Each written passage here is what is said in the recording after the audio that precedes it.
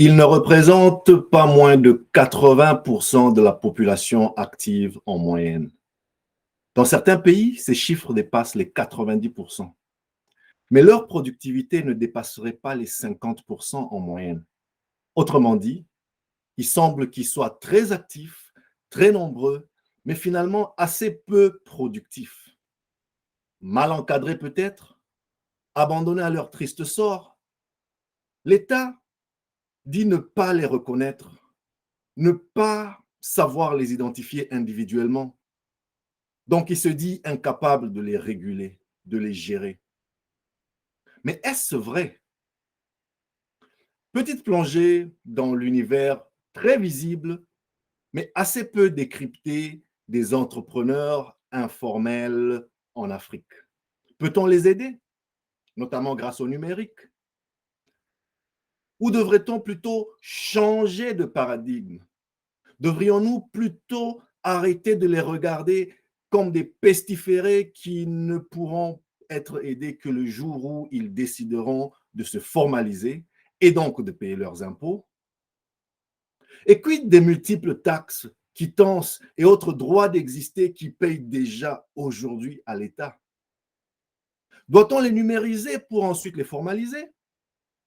Ou plutôt les formaliser pour ensuite les numériser?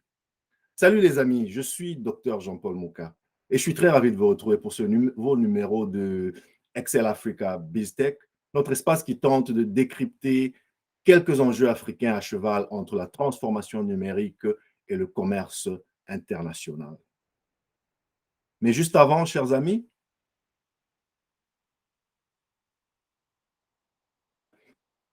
permettez-moi de vous rappeler, abonnez-vous, c'est gratuit et c'est le meilleur service que vous puissiez me rendre. Partagez, commentez, créons de l'interaction, activez la cloche pour ne rien rater justement. Envoie-moi un petit like, un petit pouce bleu vers le haut, ça me donne le moral. Ce numéro 18, donc, chers amis, il s'inspire de l'actualité qui a retenu notre attention en cette mi-mars 2022 et nous amène à quelque peu réfléchir sur la problématique des économies informelles en Afrique, comme on peut le voir à travers cette image que je vous ai tirée et qui devrait vous rappeler quelque chose qui se passe pas loin de chez vous. Ces vendeurs, revendeurs, artisans de tout genre, grossistes, détaillants, intermédiaires, facilitateurs, réparateurs, fournisseurs de services, tout y passe. Ils inondent les marchés souvent déjà saturés et ils débordent sur les trottoirs de nos rues africaines. Ce sont nos amis, nos parents, nos connaissances. Et pourtant, leur omniprésence nous a comme anesthésiés. Elle ne nous interpelle plus. Nous, c'est vous et moi, leurs semblables, leurs compagnons de fortune, car certains d'entre nous font ou ont fait partie de ces soldats de la débrouille. Ces vaillants hommes et femmes, vieux, jeunes, et hélas, parfois carrément des enfants, qui partent de chez eux le matin sans garantie aucune de ramener du pain sur la table. Parfois même sans savoir s'ils pourront tout simplement revenir chez eux le soir, chers amis. Mais nous, c'est aussi, et c'est là le plus inquiétant, c'est l'État. Ce père qui trop souvent en Afrique a abdiqué, a jeté l'éponge, abandonne ses enfants en prétendant ne pas les connaître ni les reconnaître, tout en percevant chaque jour, chaque semaine, qui une taxe pour garder son étal au marché, qui une quittance, bref, un droit d'exister.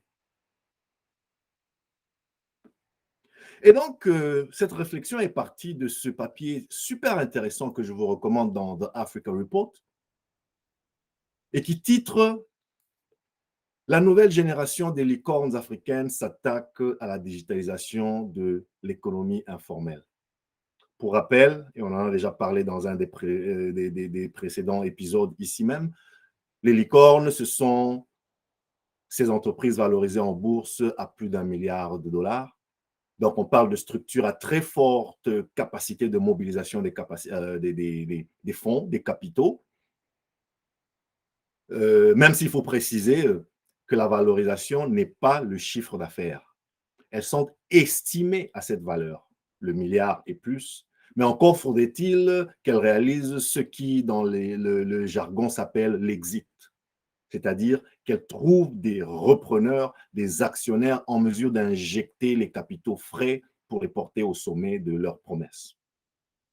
Et en sous-titre, on peut voir là que euh, le papier continue en nous disant qu'il s'agit d'un défi qui pèse des milliards de dollars et qui risque de transformer radicalement l'emploi et l'entrepreneuriat en Afrique.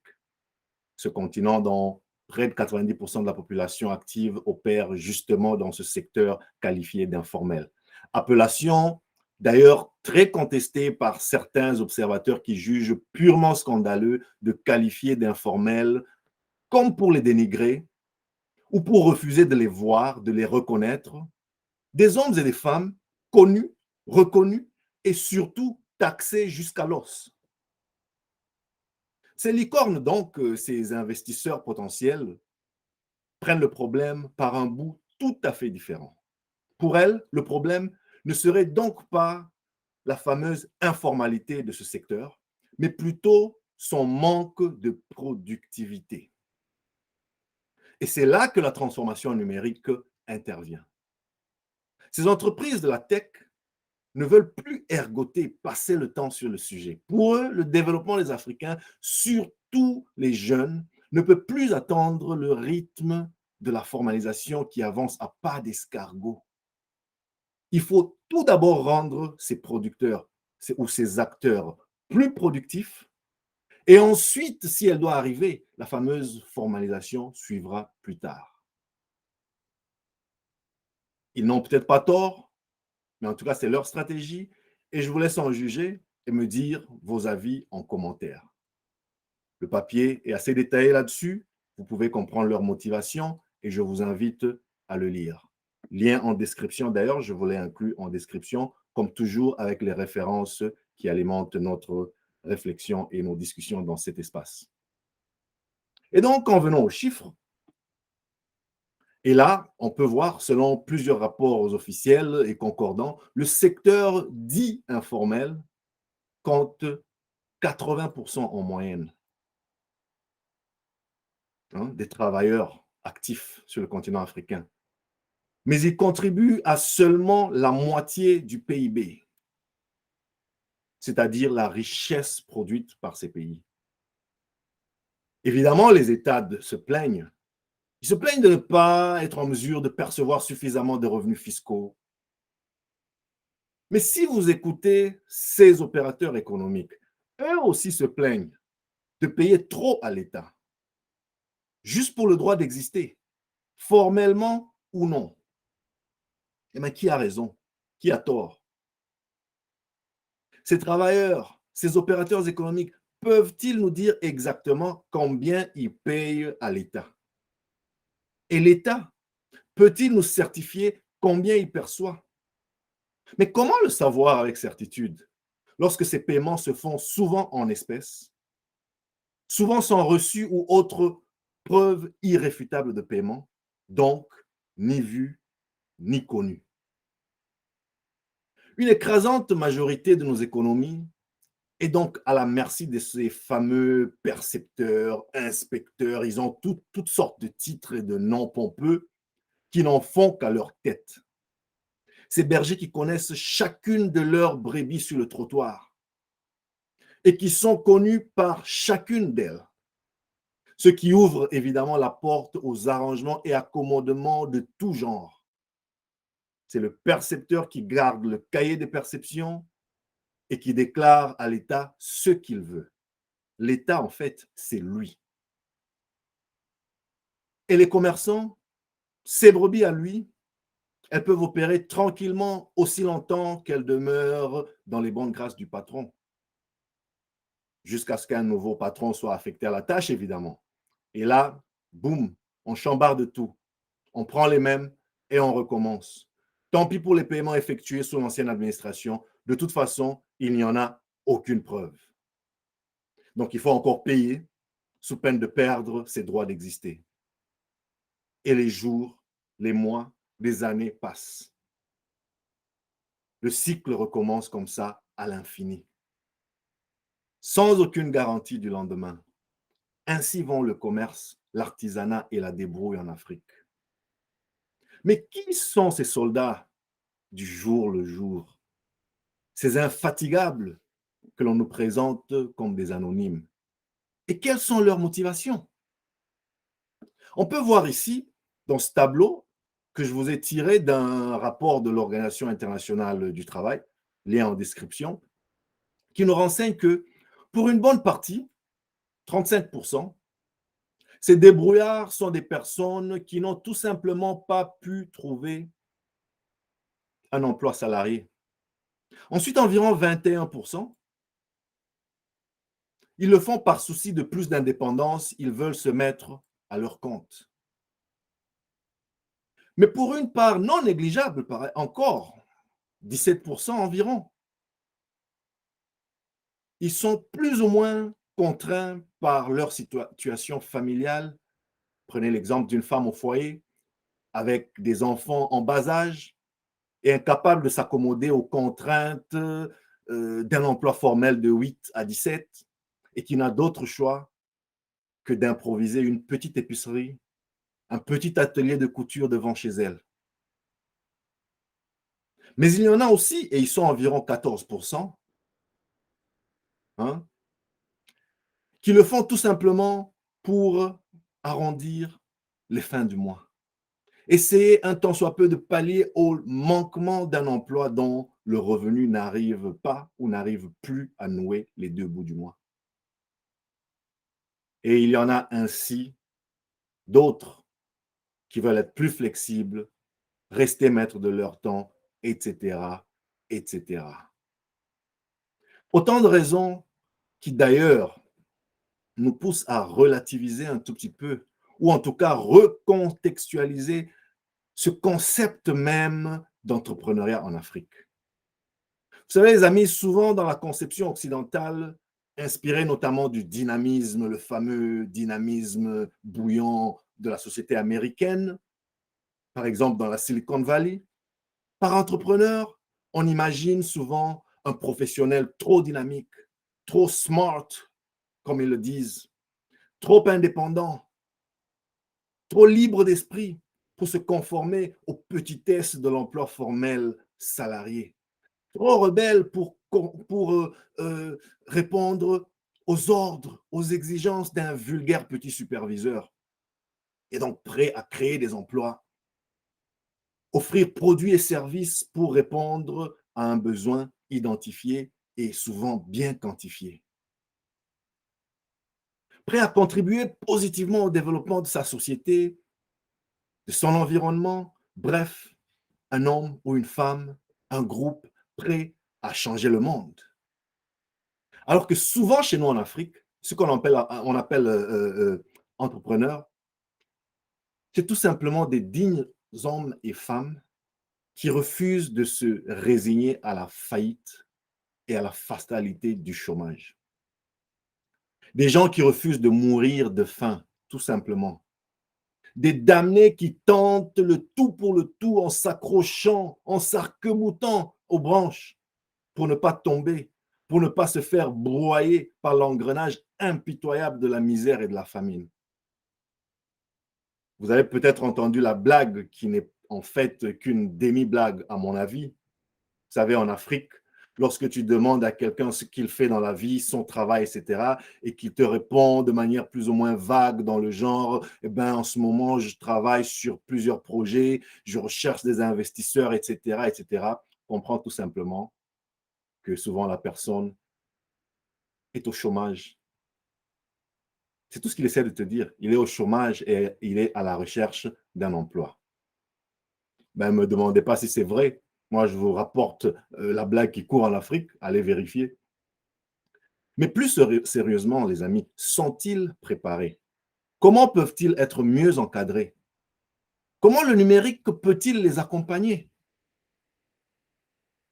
Ces chiffres, ils décrivent une réalité dans un pays, certes, en l'occurrence ici pour ce tableau, l'Ouganda, mais ils sont sensiblement comparables à la réalité dans pas mal de pays africains comme ça. Dites-moi ce qui se passe à côté de chez vous. Dites-moi si vous êtes d'accord. Dites-moi si ça correspond à la réalité que vous connaissez ou que vous avez vécue. Et quid donc du contexte congolais, les amis? Eh bien, il n'échappe guère à la règle. Mais nous ferons probablement un parti pris congolais beaucoup plus focus sur cette problématique dans un des prochains épisodes. Et ce n'est pas matière qui manque, tant le commerce dit informel est omniprésent en RDC. En fait, la norme en RDC, c'est l'informel. L'exception, c'est l'emploi formel. Celui où, vous savez, où on se rend le matin à son lieu de travail, on est prié de prendre sa pause café à 10 heures, puis son lunch à midi, puis une autre pause café en après-midi quelque part, puis on répond à un superviseur, on fait un rapport, on ramène un bulletin de paie à la maison, le salaire, il est payé directement à la banque. Ça, c'est l'exception, les amis. Et donc, la RDC, on y vient. Vous savez, en 2013, la RDC lance son guichet unique de création des entreprises. Force est de constater que la procédure fut largement abrégée et simplifiée, passant de plusieurs semaines avec à la clé une dizaine de services intermédiaires par lesquels transitait votre dossier. Office notarial, greffe d'immatriculation du registre de commerce, administration de l'économie nationale en charge de l'identification des opérateurs économiques, direction générale des impôts, la DGI, administration des recettes non fiscales, et ainsi de suite. La liste continuait comme cela, sans fin. En tout cas, on est passé à un seul intermédiaire, le guichet unique de création des entreprises, en 3 jours chrono max. Même si je sais qu'en disant cela, je vais faire hurler plus d'un, car dans les faits, selon de plus en plus nombreux témoignages concordants, les 3 jours sont en fait en train de devenir une chimère. Pour la petite anecdote, votre humble serviteur en a fait l'expérience il y a quelques années de cela. Et par honnêteté, je me dois d'avouer que le processus a bel et bien tenu en plus ou moins 3 jours. Je dis plus ou moins parce que, bon, dans mon cas, le 3e jour tombait un vendredi. Et lorsque je suis allé retirer les documents, le vendredi après-midi, il y avait une panne de courant, événement par ailleurs quotidien à Kinshasa et partout ailleurs en RDC, et qui aurait donc empêché l'impression des statuts de l'entreprise. Conséquence, monsieur revenait lundi. Au final, ce n'était pas 3 jours, mais on n'en était pas loin. Soyons honnêtes, reconnaissons parfois lorsque les choses marchent mieux. Procédure simplifiée donc, comme on peut le voir là. Vérification, paiement, enregistrement, retrait après 3 jours d'attente, coût plus ou moins abordable, équivalent en francs congolais de 30 dollars américains pour une personne physique et 80 dollars américains pour une personne morale. Des milliers d'entreprises créées, le classement Doing Business amélioré, tout est super, la vie est belle. D'ailleurs, pour ceux qui ont raté le film, ce classement n'existe plus depuis quelque temps et j'en suis plutôt ravi. Je vous dirai peut-être pourquoi dans une prochaine vidéo. Et donc, l'ANAPI, l'Agence nationale de promotion des investissements, qui a un droit de regard sur le guichet unique, s'en vante à juste titre, car il s'agit d'un pas vers la réalisation de ses missions, à savoir la facilitation de l'environnement des affaires en RDC. Mais ce que l'on ne nous dit jamais, les amis, c'est le taux de survie de ces entreprises. Sur 100 entreprises, disons, créées aujourd'hui à travers ce mécanisme, combien sont encore debout après 1 an, après 2 ans, après 3 ans, après 5 ans? L'enjeu, depuis longtemps, les amis, a dépassé la simple création des entreprises. Il s'est déplacé pour se focaliser sur la survie de ces entreprises. Et avec ça, le suivi des entrepreneurs. Oui, il est temps qu'on s'occupe un peu moins des entreprises en tant qu'entité virtuelle et beaucoup plus de ces visionnaires, ces preneurs de risques, ces promoteurs qui sont derrière les entreprises. Il n'y a pas d'entreprise sans entrepreneur. Et donc, la stratégie traditionnelle et actuelle de l'État congolais et beaucoup d'autres en Afrique ressemble un peu à la baguette magique. Vous pouvez voir l'image à ce bout du tableau, à savoir, vous êtes un jour dans l'informel et comme par un coup de baguette magique, au bout de 3 jours, vous entrez dans la sainteté de l'économie formelle. C'est beau, non?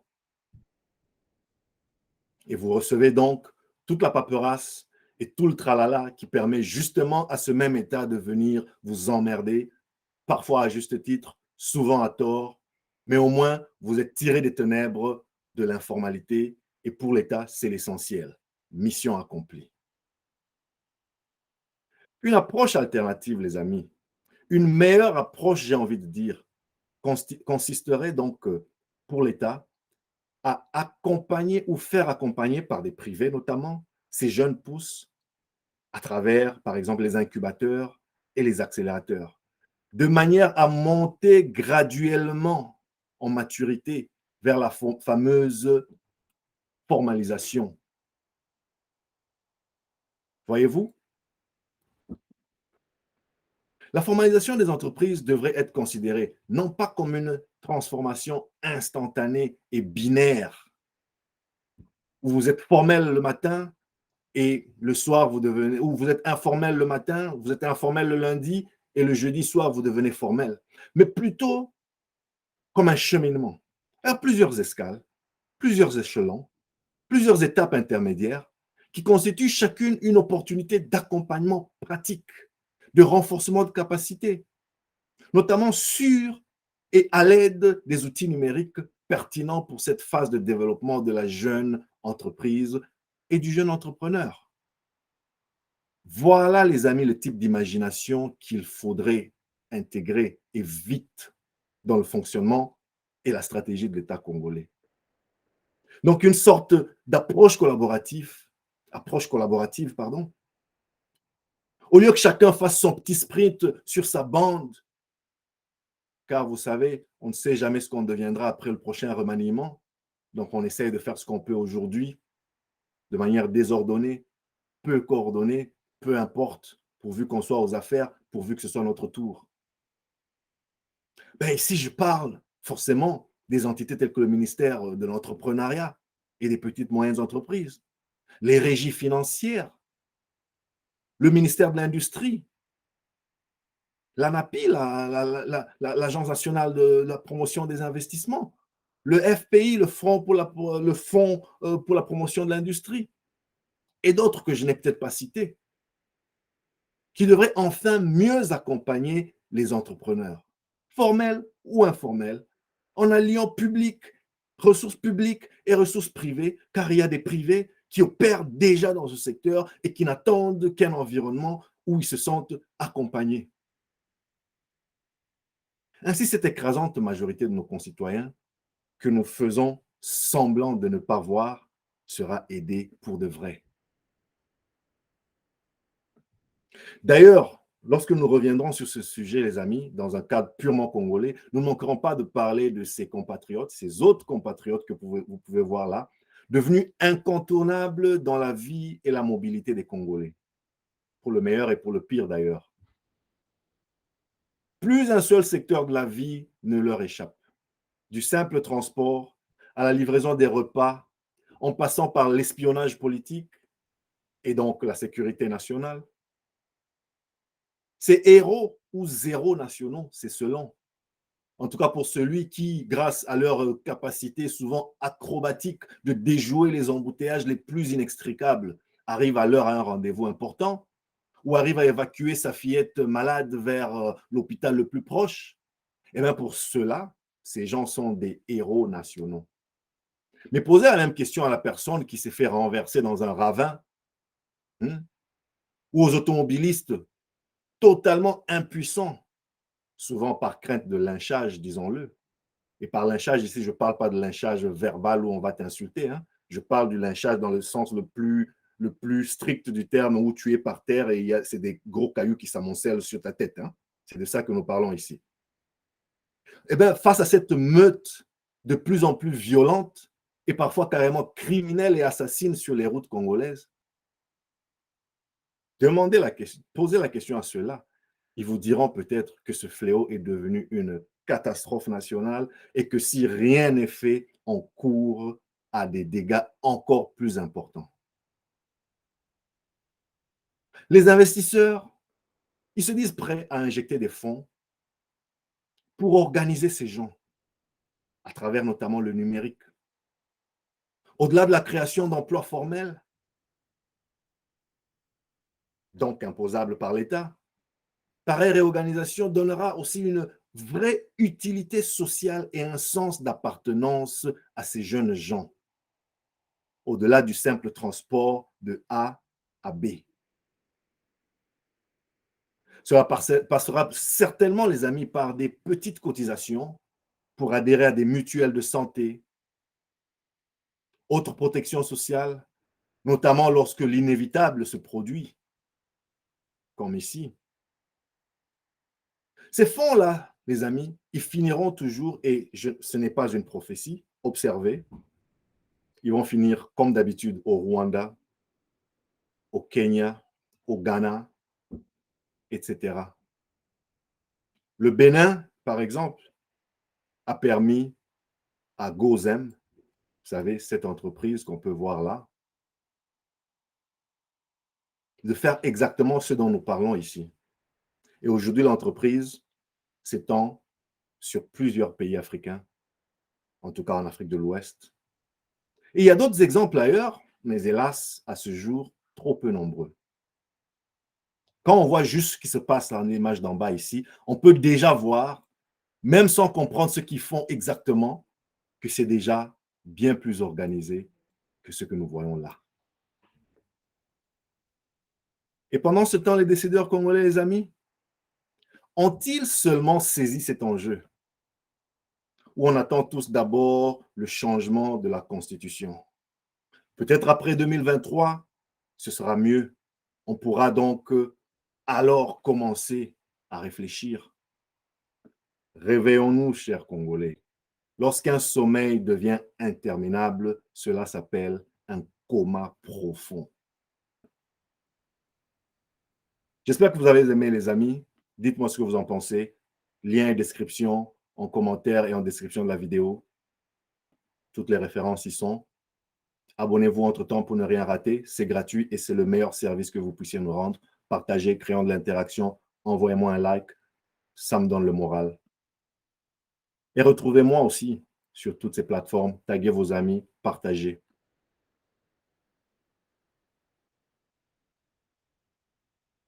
Et ensemble, comme je n'ai de cesse de vous répéter, les amis, essayons, un temps soit peu, d'éclairer les masses, les informer du progrès, les outiller pour la concurrence.